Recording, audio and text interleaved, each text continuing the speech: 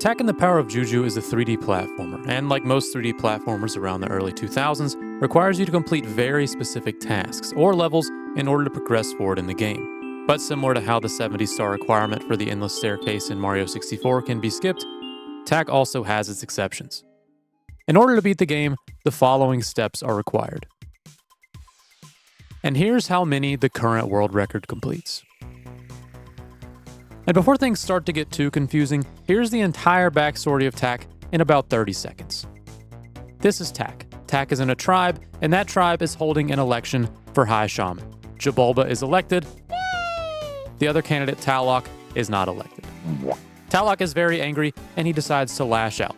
Jabulba sees this, and then he trains his apprentice Locke to protect the village. But Locke is now a sheep. And again, everyone's now a sheep. And that's about it. Tack and the Power of Juju has two main strategies for the any percent run, the standard route and the staffless route. The staff, or blowpipe, allows Tack to jump a decent amount higher in the game, and in typical playthroughs, it's a requirement in order to reach certain areas. But due to a glitch that we will talk about later, called throw hovering that allows Tack to technically jump indefinitely, grabbing the staff isn't a requirement, and it helps avoid a very long cutscene. Throw hovering is so difficult and inconsistent to pull off, however, that even though the staffless route is technically quicker, the standard route held the world record for most of Tack's speedrunning history. The last major deviation in the two runs is collecting the Moonstones. In a normal playthrough, you're required to collect 3 Moonstones in order to progress through the story, but thanks to Moonstone duplication, only 1 Moonstone has to be collected. At the very beginning of a run, there's a frame-perfect skip almost immediately, so if you mess up, luckily you can just reset and try again. But how the skip works is that right after the loading screen starts, if you pause at the exact frame the loading screen ends, you are given the option to save the game. If the save game option isn't there, the skip wasn't successful. But if the save game option is there, you can save the game, reload the save, and skip the entire tutorial. If being frame perfect isn't your thing, the exact same skip with a much larger window is just a few seconds later. And here is about where a normal playthrough and the staffless split paths. At the start of Tack and the Power of Juju, the very first task is to collect and return 9 plants to the head shaman, as well as pick up your blowpipe, or staff as most people call it. But in this game, there are really only 4 major checks to allow the game to progress. You must collect and return 9 plants, collect a total of 100 Yorbles, find Locke's spirit, and collect 3 Moonstones. And since collecting a staff isn't technically a requirement to progress in the game, and collecting Yorbles normally requires some backtracking, you can instead get the Yorbles first. Yorbles, for those who are unfamiliar, are these bright colored balls that spawn throughout the map whenever the spirit rattle is collected. There are only 200 Yorbles in the game, but only 100 are required to charge the spirit rattle, enough to try and resurrect Locke, who is our previously mentioned savior who was tragically turned into a sheep and then died from a stampede and was sent to the spirit world. The only issue with unlocking Yorbles first is that the 9 plants must be returned before the fight to get the spirit rattle can be unlocked. But as luck would have it, everyone in the town has been turned into a sheep, and by picking up a sheep and shoving it into a corner, Tack can clip right through the wall in the Lower Tree Village. But just this one trick alone doesn't take you to the fight that unlocks the spirit rattle. The sheep clip just places you in a different area of the Lower Tree Village, which is normally accessible and is a required area to collect some of the plants, but what is in the area is something referred to as slow-mo skip, or SRE, which stands for Spirit Rattle Early. While there's a small community of runners for Tack and the Power of Juju, the scene, it's been pretty stale for the past 5 or 6 years, with only 2 of the runs being within the past 2 years. Both from the same person, and the person who is responsible for discovering slow-mo skip, as well as most of the others. While testing out different routes for collecting plants, Taste the Painbow had a strange interaction with one of the plants and got locked into the slow motion animation that normally only lasts a couple of seconds. And after being locked into slow motion and grabbing this vine, the vine starts to warp very unusually, resulting in Tack flying straight up into the air, essentially out of the map. The way to get slow motion to last longer is during the fight with the plant, you have to get hit by the plant's shockwave attack, as well as force the plant to taunt you almost immediately after. The main issue is that the plant will only shockwave you within a certain radius, and then it will only taunt you outside of a certain radius, and these circles don't overlap. But with the shockwave having a small amount of knockback, timing it just right to where the plant begins to taunt you during the intended slow motion from the shockwave, Tack will now be in a prolonged slow motion phase. After being launched into the sky, by moving in the air and landing at the lift in the tree, the fight for the spirit rattle can actually be triggered, completely bypassing the need to grab the plants early. This isn't to say that the plants don't have to be grabbed anymore. 9 plants still have to be returned in order to progress the game, but now while collecting the 9 plants, Yorbles that are in the same area can now be grabbed simultaneously. In order to actually obtain the spirit rattle, you have to fight pins and needles, which there's nothing fancy. There are magic orbs in the area, and after hitting both of them enough times with the magic orbs, their heads will explode, rewarding you with the spirit rattle. And now that the spirit rattle is obtained, all 200 Yorbles are spawned on the map, which means getting all 9 plants won't waste any additional time. The next important aspect of this run is the use of mana, and most importantly, conserving your mana. In TAC and the Power of Juju, feathers are scattered throughout the world, which represent mana, and certain spells such as Crazy Feet, which can make TAC run faster, as well as Melon Summon, which will allow for throw hovering, are very crucial to the run's success. So the first thing that has to be done is to collect the mana magnet, which will allow TAC to pick up enough feathers without having to run straight through them. So by performing a seam jump, you can jump over the closed gate, grab some Yorbles on the way, and get the mana magnet before heading off to collect the next upgrade. Crazy Feet is one of the most important spells in the game, as it makes TAC run faster and allows for a couple of very important jumps to even be doable. Crazy Feet is located in Numa Dunes, which requires a sandboard to enter, but it's just a couple of jumps away, and by grabbing the sandboard and jumping off the edge immediately to reload at the start, you can step onto the blimp and head to the dunes. And as a common theme of this game, on the way to get Crazy Feet, some Yorbles need to be grabbed along the way. The next portion of this run is just going through and collecting some of the plants, all while grabbing Yorbles, and it doesn't really have that many crazy strategies, but to name the ones that are implemented, here they are. While fighting the plants, the only time that you can deal damage normally is while it's taunting you, which results in it dying in 3 cycles. There is, however, an extremely small distance that you can stand where you can damage the plant without causing it to attack, which, if done well enough, can result in requiring only a 2 cycle to kill the plant, and if it's performed with 9 plant fights, can save over a minute of time.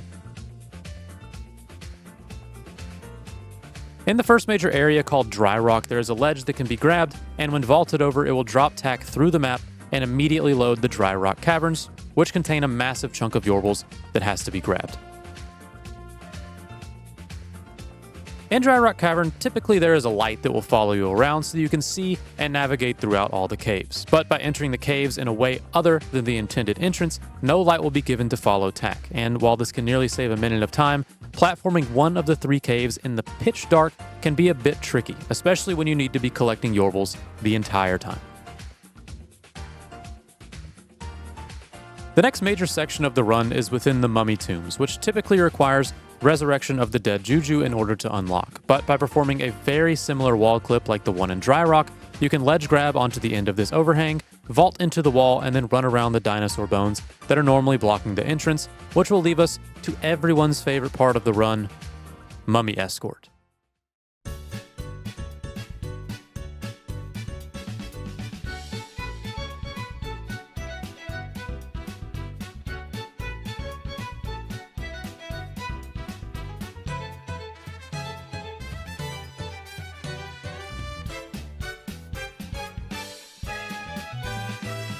Mummy Escort, it's about 20% of the entire run, and it's basically an auto-scroller. The reason you have to be in the mummy tombs is to reach the spirit world in order to resurrect Locke, and in order to open the spirit world, a total of 4 mummies have to be grabbed out of their tombs and escorted to the ceremonial tomb. Each tomb has its own set of puzzles that have to be solved, as well as enemies that have to be defeated. But once reaching the end of a tomb and waking the mummy up, you just have to walk them back to the center of the area. And that's really it. The mummies are extremely slow and extremely dumb. There are a couple of small tricks that can be done in order to speed things up though. The mummies walk in the direction that you throw their head, so you can perform a couple of small tricks like boosting them up ledges to avoid lengthy puzzles. Or if their head is on, they will run straight towards you, allowing for tricks like this. And when the mummy is putting out the fire on itself, you can shove it a couple of feet forward. But other than just these small time saves, you just have to go to the blue, green, purple, and turquoise tomb, grab Yorbles as you go, and escort each mummy one by one. Now it's time for the spirit world, which requires 3 balloons to be given to the dead Juju in order to find Locke's spirit. Within the spirit world, the way to progress through is by breaking each and every red vase in every small area of the map. Breaking the red vases will open up the spirit portals, which will send Tak into the spirit realm, resulting in new areas opening up. One trick to note that isn't performed in the staffless run is whenever an orangutan is about to launch Tak into the air, while having the blowgun, you can shoot the orangutan, which will immediately launch Tak into the air. But in staffless, a second or two is lost because you don't have the blowpipe. After being launched, the cutscene of the dead Juju asking for the balloons is about to show up, but by hitting the zone to trigger the cutscene while also falling off and respawning, the entire cutscene can be skipped, which will save about 5 seconds. And then the next few skips of the spirit world can save a huge chunk of time. After activating the next spirit portal and jumping off the cliff at this precise location, the spirit world timer will completely stop, forcing Tak to stay in the spirit realm, which allows you to complete the rest of the spirit world without having to re-enter any portals, as well as breaking any more red vases to activate those portals. Spirit Jump allows you to skip the entire requirement of returning the 3 balloons to the dead Juju. By performing this long jump to grab one of the 3 balloons, and then floating to the final platform of this small area, the following zone can barely be seen across this massive gap. But by timing your jump so that you can get as much height as possible, and jumping from the closest point possible, you can glide all the way to the other side and just barely grab the ledge on the other side, which can lead to an insane time save over having to collect all 3 balloons and forcing yourself into another cutscene with the dead Juju. But now is where things get a bit weird. The reason that the spirit world was done before grabbing the rest of the 100 Yorbles, as well as grabbing the 3 previously mentioned Moonstones, is due to a trick called RBF duping, which the RBF stands for Restart Boss Fight. The way this trick works is that after completing just about all of the spirit world, once the final boss fight triggers to save lock spirit, if you pause and leave out to the mummy tombs, the restart boss fight option will still be available, as the game still thinks you're inside the boss area. So once you return to the spirit world, the game will still think you are in a boss fight, and after you kill any enemy in the area, the game will consider the boss fight completed, and it presents the pillars to collect lock. The reason that the RBF dupe is so important is because in the staffless route, there's no way to jump up to the platforms in order to reach lock spirit. Normally by having the staff, Tak can jump ever so slightly higher so that each ledge can be grabbed. But there is one thing you can do.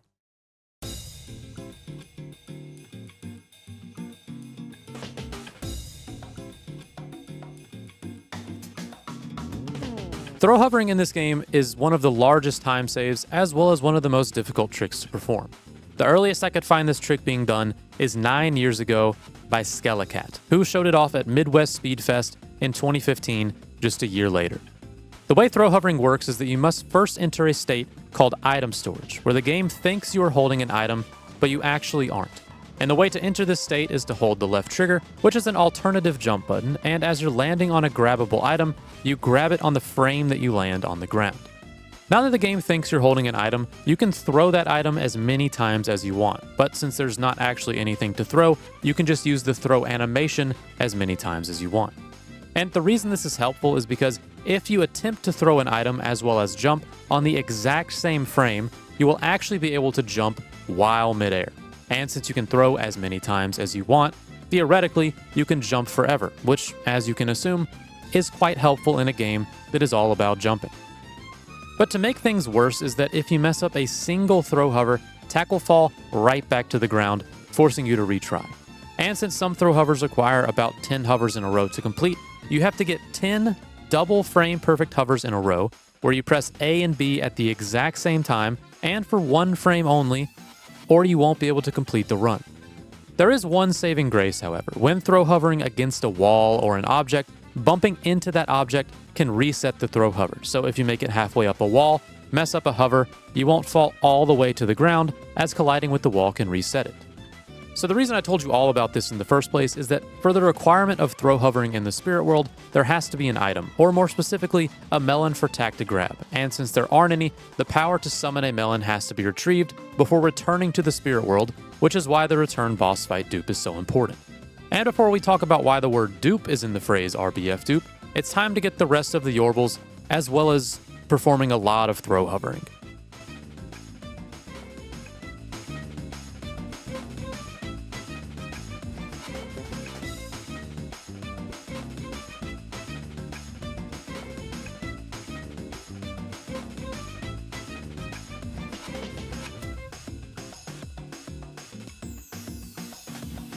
After collecting the remaining plants as well as collecting most of the 100 Yorbles, now it's time for the Moonstone dupe, which was also discovered by Painbow. As mentioned before, the only items technically required to start the final boss fight are 9 plants, 100 Yorbles, 3 Moonstones, and Lock Spirit. The 9 plants have been collected, the 100 Yorbles will be collected on the way to the Moonstones, and Lock Spirit is waiting right as Tak returns to the Spirit World, so all that's left are the Moonstones. In Tak and the Power of Juju, there's 3 Moonstones total: the Chicken Temple, the Sun Temple, and the Dark Temple, and typically all 3 locations are required because you need 3 Moonstones, but thanks to Moonstone duping, only 1 location has to be visited, and 3 Moonstones can be collected from just 1 spot. For more beginner speedrunners, the Sun Temple is the fastest of the 3, being 2 minutes faster than the Chicken Temple, but by using the Mount Top North skip, over 3 minutes can be saved over Sun Temple. Not to mention for the staffless run to work, the Summon Melon ability, which is also located at Mount Top North, has to be collected. Mountaintop has a couple of skips of varying difficulty. The first skip is just a wall clip that's pretty easy when lined up, and it allows Tak to head into Mountaintop North extremely quickly, which then leads to the Mountaintop North boss skip, which is one of the more complicated tricks. But the way that it works is that you have to clip into the wall and run forward onto this platform near the water. Then by walking into the invisible wall outside of the water, you will grab yet another ledge. And once vaulting over that ledge, you will clip into the invisible wall, which will allow you to hop into the water. And once Tak is in a swimming state, he will continue swimming as long as he is out of bounds, which allows him to swim up through a very precise route of invisible barriers, eventually leading to the top of the mountain. Once reaching the top of Mount Top North, the boss fight will be skipped, and the Moonstone will just be waiting in the center, but it first requires Moonstone duplication. The way Moonstone duping works is that when jumping onto a Moonstone, the hitbox for adding the Moonstone to your inventory and the time it takes for the Moonstone to despawn actually happen at different times. So by jumping onto the Moonstone and pausing the game before the Moonstone despawns, the Moonstone will be in your inventory. Then if you quit out of the game and reload, Tak will now be away from the Moonstone, allowing you to perform the trick again. So after doing this 2 times and then grabbing the 3rd Moonstone as normal, the only thing left is to retrieve Lock Spirit, which, thanks to setting up RBF, after returning to the Spirit World and killing just 1 enemy, the boss fight ends and the pillars up to Lock are revealed. And now with the collected Summon Melon ability, you can quickly get item storage and hover every pillar up to the top. Now all that is left is to grab Lock's balloon, glide towards the final maze, and run along the top of the hedges to skip the last zone and reach the final boss fight. The final fight of Tak and the Power of Juju, it's kinda straightforward, but during the staffless run, you lose about 15 to 20 seconds. Typically, the fight is split into multiple zones, with each one being required for you to complete before traveling to the next. But by jumping on top of the spikes in the first zone and breaking the required plants to trigger the final fight, most of these can be skipped. And after that, all that is left is to jump all the way to the final fight platform after triggering the final fight, fling yourself into the giant plant, use the powers to turn TLALOC into a sheep, and then give him to the Moon Juju to throw him into the plant to be eaten, which stops your time. Tak and the Power of Juju speedruns are insane. There are so many tricks required of varying difficulty, and there's basically no RNG involved, so I hate that it isn't as popular as it could be. The most recent world record is from Painbow at just over an hour, and with so many other possible tricks and routes that haven't even been attempted yet, maybe someone will push for the sub 1 hour. And not to flex too hard, but I gave my shot at the beginner route, and I beat it in just under 5 hours on my very first try.